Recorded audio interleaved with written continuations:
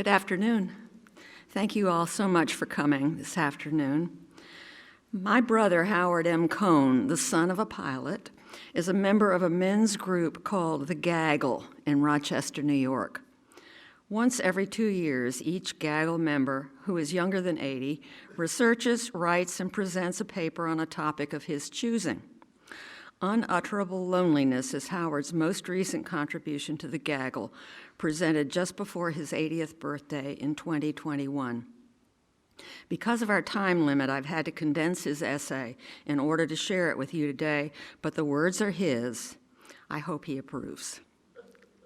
Unutterable Loneliness by Howard M. Cohn. By almost any standard, he was an exceptional man, extraordinarily handsome, full to the brim with talent, contradictions, and radiating a life force. He was a brigadier general and Medal of Honor recipient who was forbidden active duty in his generation's biggest war. A college dropout, he authored over 5 books and won the Pulitzer Prize. He was the first to be Time magazine's Man of the Year. His collected papers at Yale's library are said to be held in 1,200 boxes, and some are sealed until 2023. In medicine, he made significant contributions to the development of perfusion and bioreactor technologies for organ preservation and growth. Grandson and son of congressmen, he married a wealthy ambassador's daughter who became a renowned author in her own right. At least 2 of his children are themselves published authors. In his later life, he was an active polygynist, an ambassador without portfolio, farmer, consultant, technical expert, and booster. He significantly promoted and influenced the aviation industry and personally arranged for funding of Robert Goddard's early rocket research. A pioneer and environmentalist, he believed in conservation and eugenics. He was an isolationist, and while he had many close Jewish friends, he was considered an anti-Semite and Nazi sympathizer. So full of energy, he was never able to live in one place for long and owned houses from Switzerland to Hawaii. He learned to drive at 11, drove his mother from Little Falls, Minnesota to California and back at the age of 16, soloed in an airplane 4 years later, and 5 years later won a prize worth $385,600 in today's dollars for being the first man to fly nonstop from New York to Paris, remarkably going without sleep for 63 consecutive hours. He was Charles Augustus Lindbergh. Charles's paternal grandfather was Ola Monson, a successful dairy farmer, dramatic orator, and member of the Swedish Riksdag. He was a powerful friend of the Crown Prince, but charged with bribery and embezzlement, he fled to Canada and then to Minnesota with his mistress and their son. He left his wife in Sweden to manage the farm and their 8 children. He changed his name to August Lindbergh. The family became U.S. citizens in 1859 and grew to include 7 children. August's son, Charles August Lindbergh, was handsome but moody. He strived to succeed and grew into a stubborn, earnest, even angry man. He studied law, graduating in 1883, and settled in Little Falls, Minnesota to practice real estate and corporate law. He prospered and in 1890 was elected county attorney. After his first wife died, Charles August married Evangeline Lodge Land, the daughter of 2 prominent medical families in Detroit. They built a grand 3-story house in Little Falls, Minnesota, overlooking the Mississippi River. In February 1902, Evangeline gave birth to their famous son. It was said that Charles August was known for his cruel jokes and Spartan training regimens. Although the first year of their marriage was happy, the couple were fundamentally mismatched. In 1905, when Charles was 3 years old and playing boisterously with his father, the cook came into the room and said, "Mrs. Lindbergh, the house is on fire." It burned to the ground and symbolically took the marriage with it. The effect on young Charles was profound, and he later wrote about it in his autobiographies. Charles August's business losses turned him against capitalism, and he successfully ran for Congress in 1906 on a farmers' rights ticket. He moved to Washington with his secretary, his longtime mistress.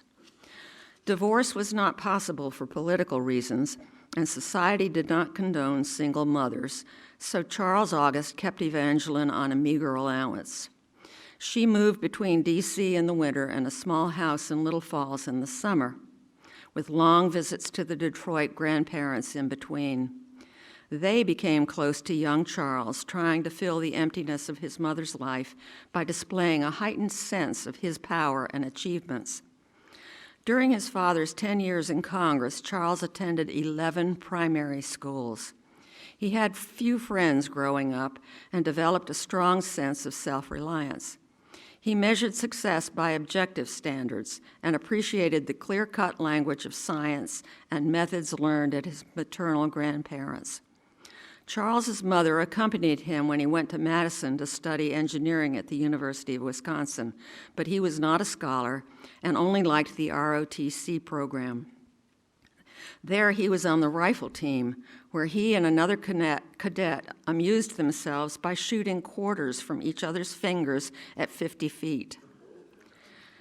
In 1922, he dropped out halfway through his sophomore year and enrolled at the Nebraska Aircraft Corporation's flying school in Lincoln. He flew for the first time on April 9th as a passenger. His first flight confirmed his interest in aviation, and he wrote that he lived, quote, only in the moment, in the strange, unmortal space, crowded with beauty, pierced with danger. This 5 years before he landed in Paris. Although he'd finished flight school, he had yet to solo because he couldn't afford the required insurance. So he spent the next months as a crew member barnstorming around the Midwest, wing walking and parachuting. His first jump was a double, in which the jump had started with one chute, which was cut free after opening, and finished with a second chute. This advanced trick won him the respect of his flying peers. Later, writing about these and other adventures in his book, We, Lindbergh gives the reader a feeling of do as I say, not as I do. For example, before he had soloed, he purchased an airplane partially financed by his father. Then, with only 5 hours of solo time, he flew cross-country from Americus, Georgia to Minnesota. And he financed the trip by taking up passengers for short flights at about $77 per trip in today's dollars. In 1924, Lindbergh enlisted in the Army to attend flight school in a class of 104 cadets. A year later, he graduated first in his class, which by then had been reduced to 18 cadets. After he completed his Army training, the Robertson Aircraft Corporation hired him to fly the mail between St. Louis and Chicago as chief pilot. One night while in flight, he started to think about the Orteig Prize. In 1919, the French-American hotelier, aviation enthusiast, and philanthropist offered a $25,000 prize for the first New York to Paris nonstop flight. Lindbergh concluded that, quote, a nonstop flight between New York and Paris would be less hazardous than flying mail for a single winter, unquote. By 1926, 9 teams had come forward to try for the prize. 6 men died in 3 crashes, and another 3 were injured in a 4th crash.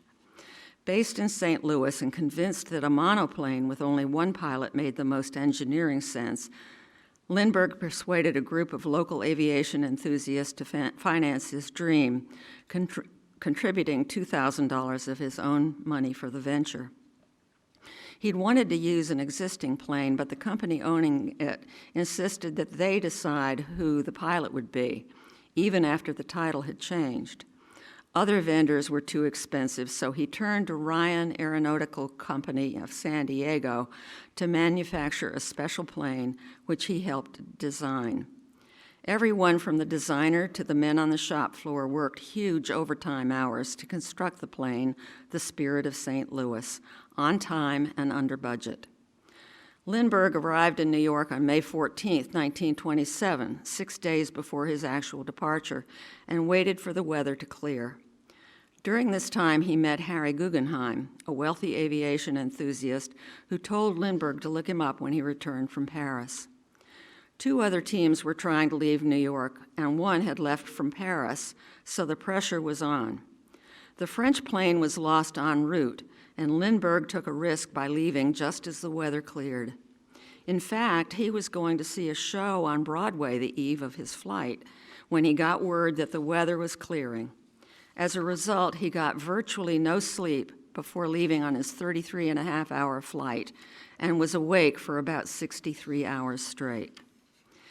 He had no idea of the reception that awaited him when he landed on May 21, 1927. The Spirit of St. Louis was swarmed by thousands. They pulled him from the plane, carried him on their shoulders, and tore pieces off the fuselage for souvenirs. His flying helmet was pulled from him and placed on a tall American newspaper man who was carried off by the crowd and presented to the dignitaries, while Lindbergh was spirited away to a hangar to await a calming of the storm. Thinking that most of the prize money would go to the backers and that he would need to generate some cash, Lindbergh made arrangements to sell his story exclusively to the New York Times. However, he was so upset when he read the first draft that he later wrote his own 40,000-word narrative, We, in a Month, at Harry Guggenheim's Sands Point mansion. It became the best-selling account of his trip. He tactfully said that the title referred to his investors, but it is clear that the plane was the other half of We. He was honored everywhere, and when he returned to America aboard a Navy cruiser, he received the United States' highest military decoration, the Medal of Honor, and the Distinguished Flying Cross, and became Time magazine's first Man of the Year. Harry Guggenheim stayed a close friend, and the Daniel Guggenheim Fund sponsored Lindbergh on a 3-month nationwide tour. Flying the Spirit of St. Louis, he touched down in 49 states, visited 92 cities, gave 147 speeches, and rode 1,290 miles in parades. Lindbergh need not have worried about money. In addition to earnings from the book, he was deluged with offers for endorsements, interviews, and even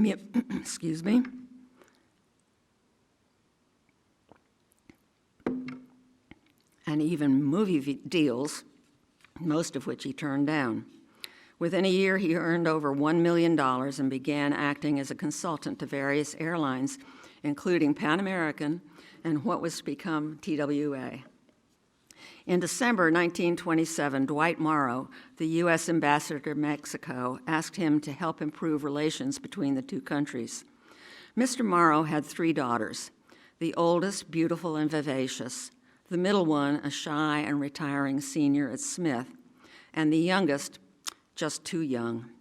2 years later, the farm boy reached the top of the social order and married the shy one, Anne Spencer Morrow. Lindbergh was also shy, or at least socially awkward, and couldn't or wouldn't dance at the Christmas party when they first met. But he taught her to fly, and she acted as his radio man and navigator on several major domestic and international trips to chart new routes and promote aviation. She also was mother to 6 of his children and became a best-selling author in her own right. They were the glamour couple and were hounded by the press wherever they went. In June 1930, Anne gave birth to Charles August Lindbergh, Jr. Later that year, they purchased 425 acres, 10 miles north of Princeton, and began construction of a large, solid house, one that would not easily burn. In the interval,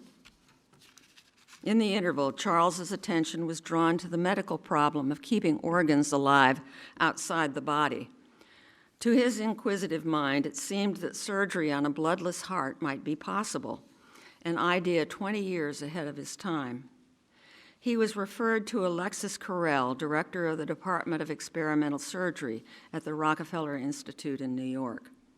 Carrel, a Frenchman, was known for his surgical technique, a Nobel Prize winner for his work on transplantation of organs. He became a surrogate father to Lindbergh, and they spent a great deal of time on their research, as well as long discussions, which included some of Carrel's less laudatory ideas about eugenics. On March 1st, 1932, Charles came home at 8:25 p.m. after a long day at the lab. Around 10 p.m., the nurse went into their 20-month-old son's room and found him gone. Charles seemed to immediately understand the implications, saying, "Anne, they have stolen our baby." He grabbed his rifle and went out to search. The police were called, and they arrived, followed by a swarm of paparazzi. H. Norman Schwarzkopf, Storm and Norman's dad, superintendent of the New Jersey State Police, led the initial investigation. A noise had been heard a little after 9 p.m., but their dog had never alerted, perhaps because of the size and soundness of the house. The first of what would be 13 ransom notes was soon found, demanding $50,000, almost $1 million in today's dollars, written in non-standard English with spellings that suggested the writer was German, and with an iconic marking to prove authenticity. Charles could not be kept out of the investigation and asked friends and acquaintances, including associates of Legs Diamond, for help in recovering his son. 5 days after the kidnapping, a second ransom note was received, increasing the demand to $70,000. 2 days later, another note was received by the family's attorney, rejecting a proposal to use an intermediary appointed by Lindbergh. On that day, Dr. John F. Condon published an offer to act as a go-between and to add $1,000 to the ransom. This notice provoked a response from the kidnapper, which led to Condon's receiving $70,000 in cash from the Lindberghs and a meeting at Woodlawn Cemetery. The kidnapper was pressed to produce evidence of the child's identity before the money was paid, and on March 16th, the baby's sleeping suit was delivered by mail to the Lindberghs. It had turned into a circus, with tabloid journalists fueling the frenzy. Crowds of tourists gathered outside their house, and barnstormers offered aerial tours of their grounds.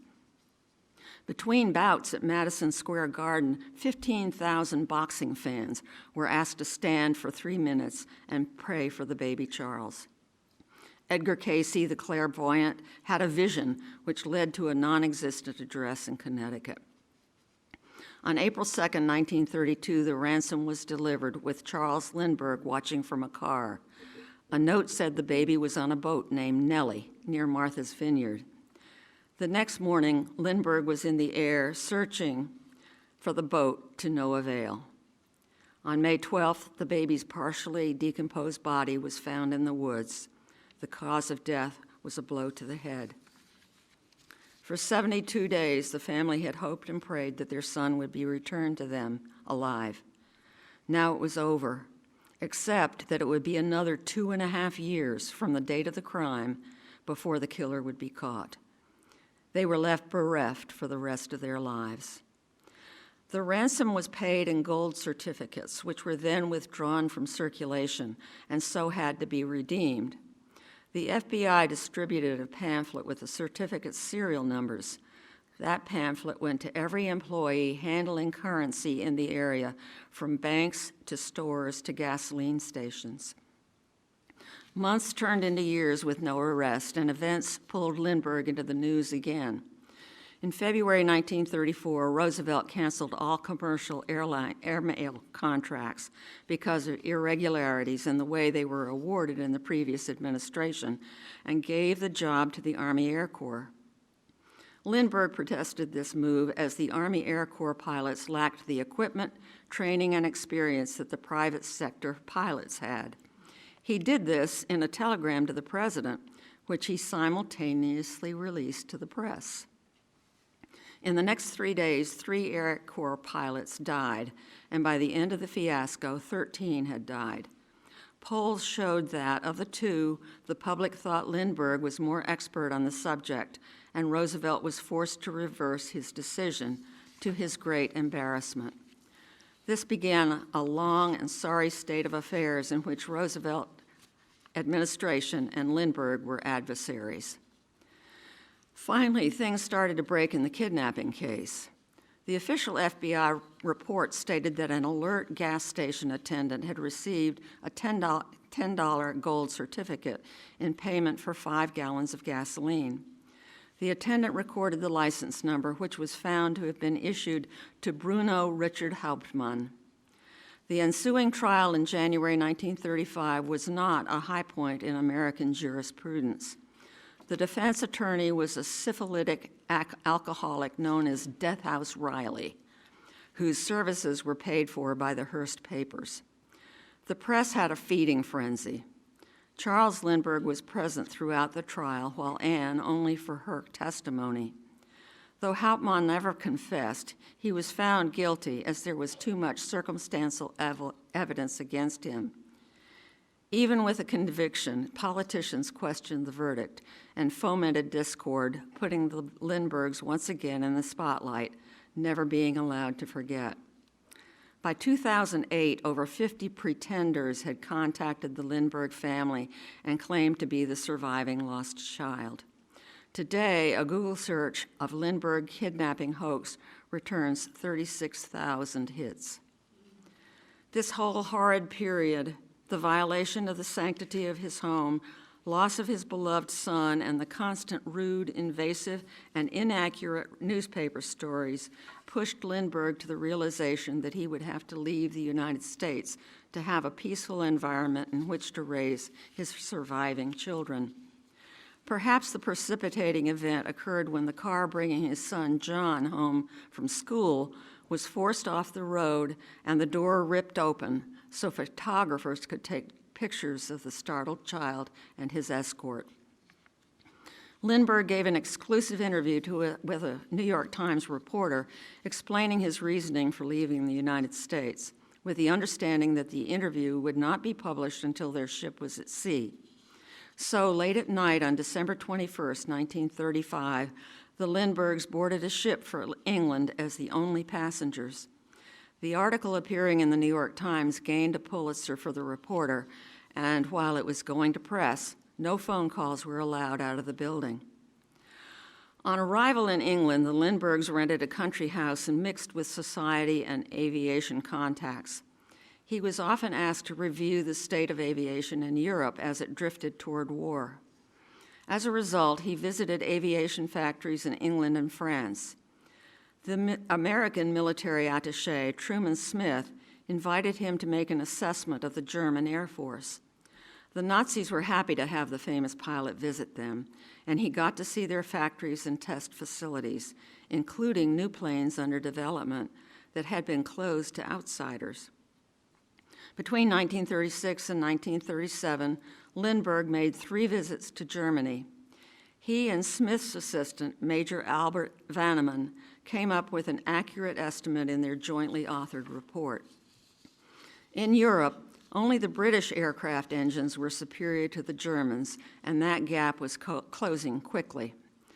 Amazingly, with the possible exception of General Marshall, this report was ignored for several reasons, including the fact that Roosevelt did not want to scare the American public with alarmist news, and most importantly, it came from Lindbergh, the man who had embarrassed Roosevelt. On October 18, 1938, Goering surprised Lindbergh by presenting him with a German Eagle Air Medal at a dinner held at the U.S. Embassy. Later, critics would use this as evidence that Lindbergh was pro-Nazi. That same year, he was invited to inspect the Russian air capabilities and found them to be inferior. In April 1939, the threat of war and his concerns for his homeland led Lindbergh to return to an America divided between isolationism and intervention in what was increasingly seen as a coming war in Europe. Among the isolationists were a group of Yale law students, including Sargent Shriver and Gerald R. Ford. They had 4 points. 1, the United States must build an impregnable defense for America. 2, no foreign power nor group of posers can successfully attack a prepared America. 3, American democracy can be preserved only by keeping out of the European war. 4, aid, short of war, weakens national defense at home and threatens to involve America in war abroad. The members of what was to be called America First were Democrats and Republicans, liberals and conservatives. Lindbergh's father had strongly opposed getting involved in World War I, and it cost him his seat in Congress. So it was that on October 30th, 1940, Lindbergh addressed a capacity crowd at Yale's Woolsey Hall. There he said, quote, "We must either keep out of European wars entirely or participate in European politics permanently," unquote. He went on to say, "Do we intend to attempt an invasion of the continent of Europe? Do we intend to fight a war in the Orient? Do we intend to try both at the same time?" He received a standing ovation. In 1941, he joined the America First movement. The most infamous of his speeches, given on September 11, 1941, was broadcast from Des Moines. In that speech, he said 3 groups were trying to involve the U.S. in the war: the Roosevelt administration, the British, and the Jews. The section of his speech that incurred the most wrath read, in part, "I am not attacking either the Jewish or the British people. Both races I admire, but I am saying that the leaders of both British and Jewish races, for reasons which are understandable from their viewpoint, as they are inadvisable from ours, for reasons which are not American, wish to involve us in the war. We cannot blame them for looking out for what they believe to be their own interest, but we also must look out for ours. We cannot allow the natural passions and prejudices of other peoples to lead our country to destruction." Lindbergh had a mix of opinions that colored his view of the world. He was extremely anti-communist, and he was extremely pro-American. Like his father, he felt we should not get involved in European wars. He believed that the European race, particularly Northern European, was superior to all others, and that they should not get into an armed conflict with each other, which would only hurt them and reduce their ability to fight the harmful hordes in the rest of the world, especially the communists. He believed in technology and fretted that the generals did not understand that air power had changed the nature of warfare. Planes could fly over defense lines and battlements and attack the key industries that kept armies in the field. He tended to view life in absolutist terms. Something was broken or not. It could be fixed or not. It was better or worse. Once Lindbergh had thought about an issue, he seldom was troubled by his conclusions. In his estimation, the combined Anglo-Franco air forces did not stand a chance against the German, and he was driven to sound the alarm. He was not blind to what was happening to the Jews, but as many Jews were associated with the communists, he felt that, for those, it was deserved. The Japanese decided the issue 90 days later. In the interim, Lindbergh was branded as an openly Nazi anti-Semite, following Nazi doctrines. He quickly became the symbol of anti-Semitism in America. Even his relationship with Harry Guggenheim cooled. After Pearl Harbor, Lindbergh tried to go on active duty but was blocked by the administration. Offering his services as a consultant, he was turned down under administration pressure.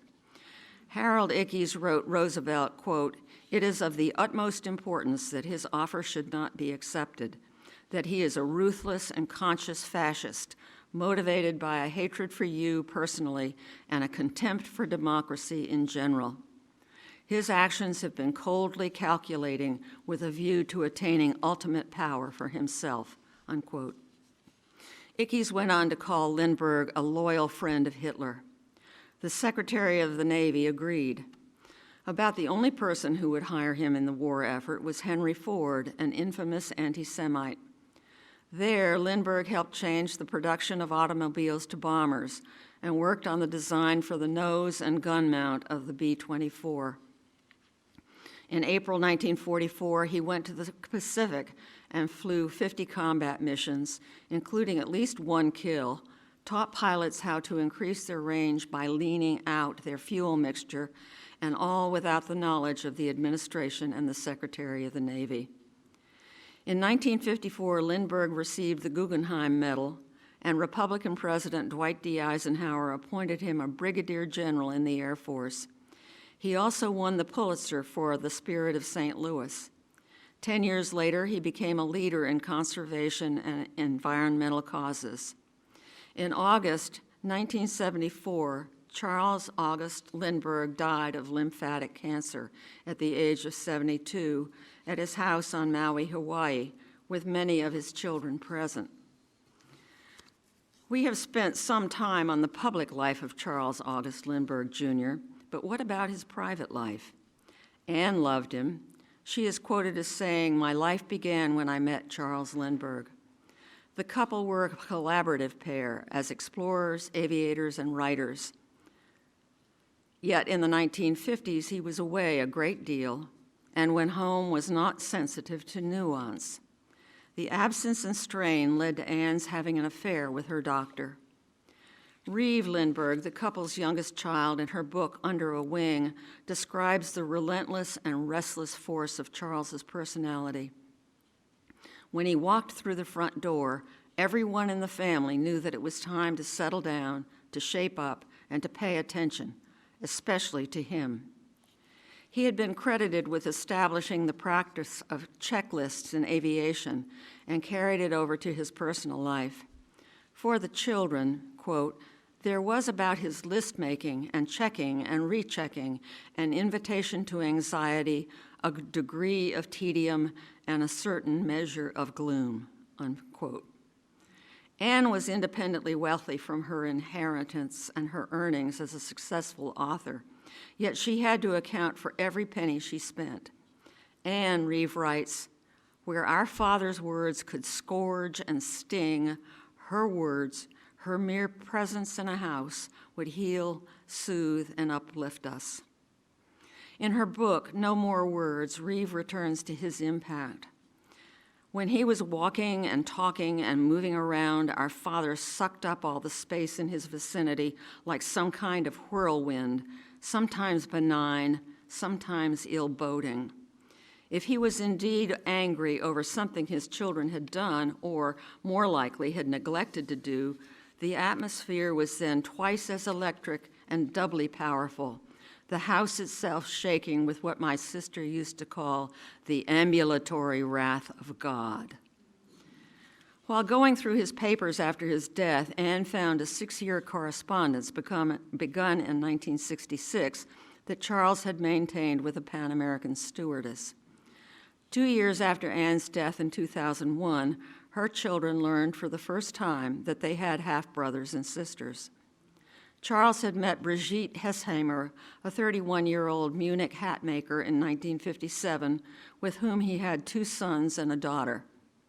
He also had an affair with Brigitte's sister, Marietta, and they had 2 sons, one of whom is a physics professor at Heidelberg University.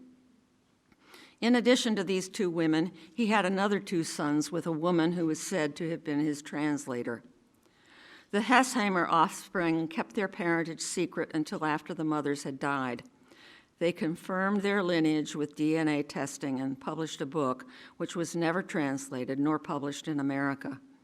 The German children knew their father by the name Carew Kent. The man who preached population control fathered 13 children, 2 fewer than his grandfather had with 2 wives. Some speculate that the kidnapping broke him, but his father and grandfather had mistresses, so he may not have thought it strange. Reeve writes in her book, Forward from Here, "I remember my father as a deeply intelligent and incredibly energetic man, a man of warmth and humor and charm and a kind of old-fashioned shy courtesy that I always attributed to his Midwestern upbringing. I also remember my father as the most infuriatingly impossible human being I have ever known, an angry, restless, opinionated perfectionist, never able to be still for any length of time, so obsessed with his own ideas and concerns that when he was at home, his very presence alternately crowded and startled everyone else in the family, even the dog. Every intimate human connection my father had during his later years was fractured by secrecy. He could not be completely open with anybody who loved him anywhere on earth. What remains with me is a sense of his unutterable loneliness.